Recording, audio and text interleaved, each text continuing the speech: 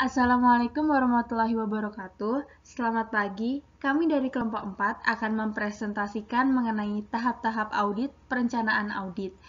Anggota kelompok kami Abigail Tigor, Marta Melinda, Naomi Risa, Novita Tasya, Safira Rahmah.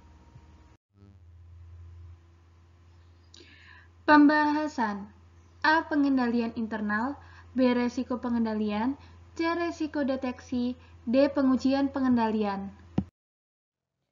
E. Pengujian substantif, dan yang terakhir F. Audit intern. Poin A. Pengendalian internal. Bagian A mengenai pengendalian internal. Definisi pengendalian internal menurut Institut Akuntan Publik Indonesia adalah suatu proses yang dijalankan oleh Dewan Komisaris, manajemen, dan personel lain entitas yang didesain untuk memberikan keyakinan memadai.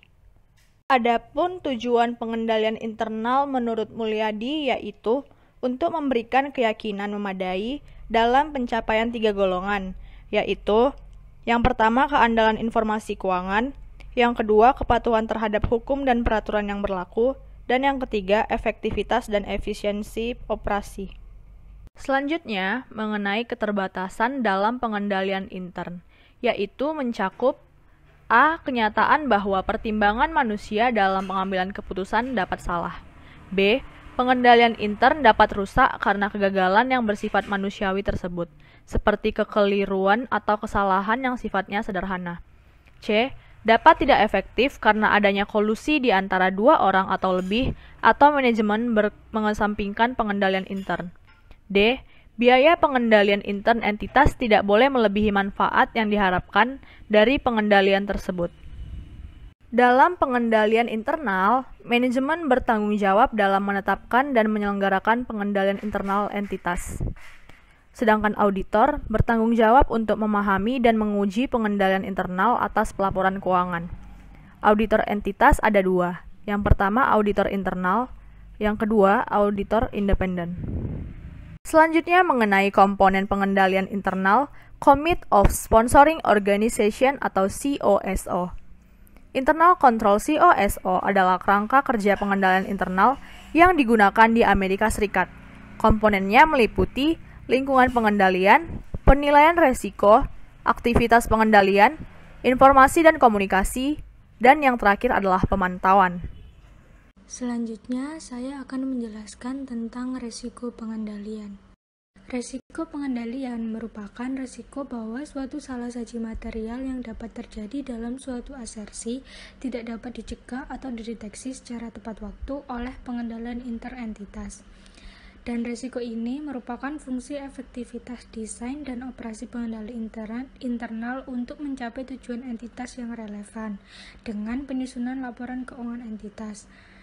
Beberapa risiko pengendalian akan selalu ada karena keterbatasan bawaan dalam setiap pengendalian internal. Selanjutnya yaitu risiko deteksi.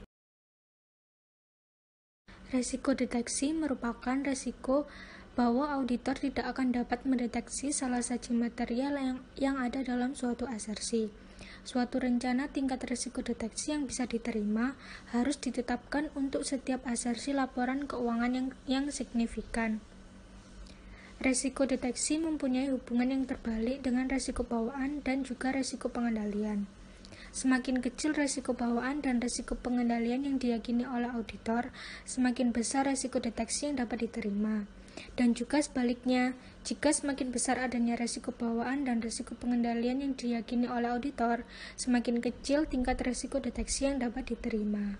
Rencana risiko deteksi merupakan dasar untuk menetapkan rencana tingkat pengujian substantif yang ditentukan oleh auditor sebagai komponen terakhir dalam penetapan strategi audit awal untuk suatu asersi.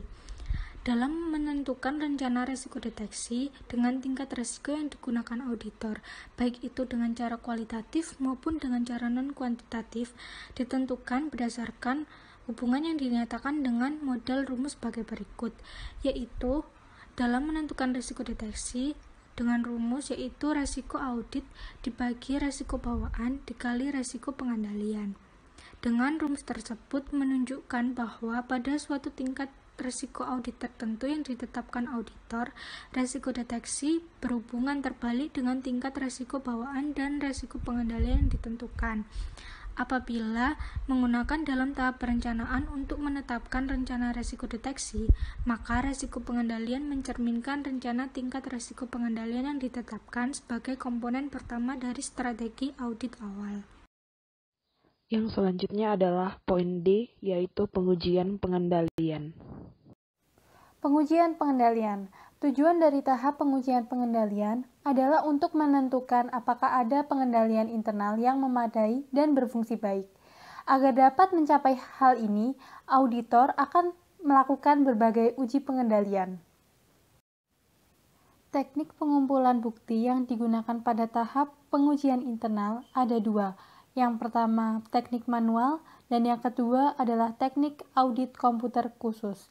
Dari tahap pengujian internal, auditor harus menilai kualitas pengendalian internal, memengaruhi sifat dan keluasan pengujian substantif yang harus dilakukan. Yang selanjutnya adalah poin E, yaitu pengujian substantif. Tahap ketiga dalam proses audit ini difokuskan pada data keuangan. Tahap ini melibatkan penyelidikan yang terperinci mengenai berbagai saldo akun dan transaksi melalui uji substantif atau substantif test. Contohnya itu konfirmasi seorang pelanggan adalah uji substantif yang kadang digunakan untuk memverifikasi saldo akun. Nah, auditor memilih sampel saldo piutang usaha dan menelusurinya kembali ke sumbernya pelanggan untuk menentukan apakah jumlah yang dicantumkan memang benar utang pelanggan yang bona fide. Berdasarkan temuan sampel semacam ini, auditor akan dapat mengambil kesimpulan mengenai nilai kewajaran dari seluruh aktiva piutang usaha. Kemudian, beberapa uji substantif merupakan aktivitas fisik yang membutuhkan banyak tenaga kerja, seperti untuk menghitung kas, menghitung persediaan di gudang, dan memverifikasi keberadaan sertifikat saham di lemari besi. Dalam sebuah lingkungan TI informasi yang digunakan untuk melakukan uji substantif seperti saldo akun serta nama dan alamat pelanggan terdapat dalam berbagai file data yang seringkali harus diekstraksi menggunakan perangkat lunak, yaitu perangkat lunak Computer Assist Audit Tools and Technique atau CAATT. Nah, pendekatan basis data dalam audit TI ini menggunakan CAATT dan uji substantif untuk meneliti integritas data. Dengan kata lain, auditor TI menggunakan CAATT untuk mendapatkan data terkait yang dapat memberitahukan mengenai integritas dan keandalan data. Selanjutnya kami di sini memberikan perbedaan antara pengujian pengendalian dan pengujian substantif, yaitu kalau dari sisi komponen risiko auditnya, pengujian pengendalian itu risikonya pengendalian, sedangkan dalam pengujian substantif itu risiko deteksi. Kemudian yang membedakan dari sisi kegunaan, kalau pengujian pengendalian itu gunanya untuk menentukan efektivitas dan operasi kebijakan dan prosedur struktur pengendalian intern. Sedangkan dalam pengujian substantif, itu kegunaannya untuk menentukan kewajaran asersi laporan keuangan yang signifikan. Kemudian yang ketiga yaitu membedakannya dari sisi prosedur auditing yang dapat diterapkan. Kalau dalam pengujian pengendalian, itu pengajuan pertanyaan, pengamatan, inspeksi, dan reperforming dan teknik audit bantuan komputer. Sedangkan dalam pengujian substantif, itu prosedurnya berdasarkan kesalahan moneter dalam transaksi dan saldo akun.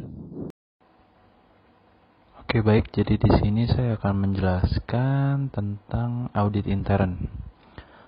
Jadi saya jelaskan sedikit tentang apa itu audit intern atau audit internal. Audit intern itu adalah suatu kegiatan independen dan objektif beserta konsultasi yang disusun untuk meningkatkan nilai dan operasional organisasi atau perusahaan. Jadi ini menurut IIA atau Ikatan Auditor Internal. Internal audit dapat mendukung organisasi atau perusahaan dalam mencapai tujuan dengan cara pendekatan yang sangat berstruktur dan disiplin. Jadi bagaimana pendekatan audit internal ini itu dijalankan dengan cara evaluasi dan meningkatkan keefektifan manajemen risiko, controlling, dan proses tata pengelolaan. Jadi di sini audit intern itu bukan hanya melakukan fungsi pengendalian akuntansi dan keuangan saja, tapi audit intern ini juga mengawasi dan mengevaluasi proses operasi di dalam sebuah perusahaan. Lalu yang berikutnya ada fungsi audit intern. Jadi yang pertama yaitu seperti yang sudah saya bilang tadi, membahas dan menilai kebaikan dan ketepatan pelaksanaan pengendalian akuntansi, keuangan, serta operasi. Jadi fokusnya audit intern di sini bukan hanya mengenai akuntansi dan keuangannya saja, tapi juga secara menyeluruh. Audit internal tuh harus pintar-pintar dalam manajemen resiko, lalu juga harus tetap mengevaluasi proses operasi di perusahaan tersebut. Lalu yang kedua itu meyakinkan apakah pelaksanaan sesuai dengan kebijaksanaan, rencana dan prosedur yang telah ditetapkan.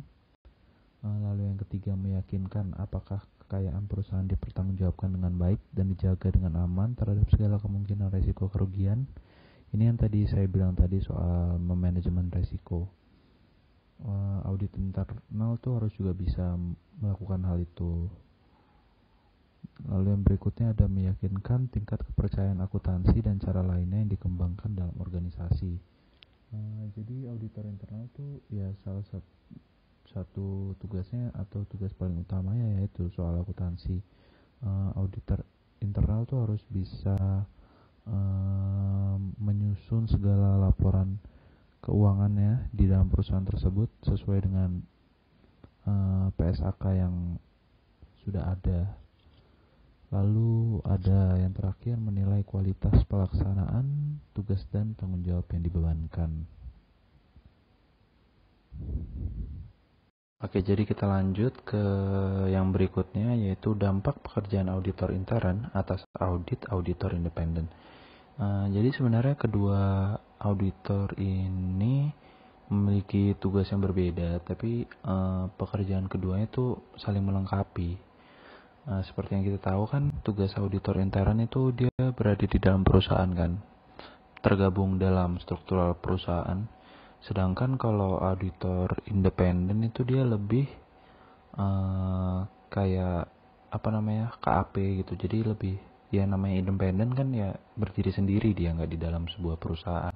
Kecuali kalau perusahaan mau pakai jasanya baru dia ikut mengasih opini tentang laporan keuangannya.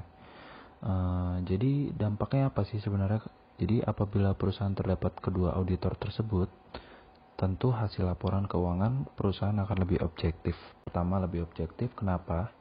Karena bisa dibilang laporan keuangannya diperiksa oleh dua sudut pandang yang berbeda, yaitu dari sudut pandang auditor internal dan sudut pandang auditor independen atau auditor eksternal. Dampaknya apa sih? Kan seperti yang kita tahu kan auditor intern itu di dalam perusahaan kan. Apabila ada ikut campur tangan dari auditor independen, tentu hasil laporannya itu akan lebih objektif.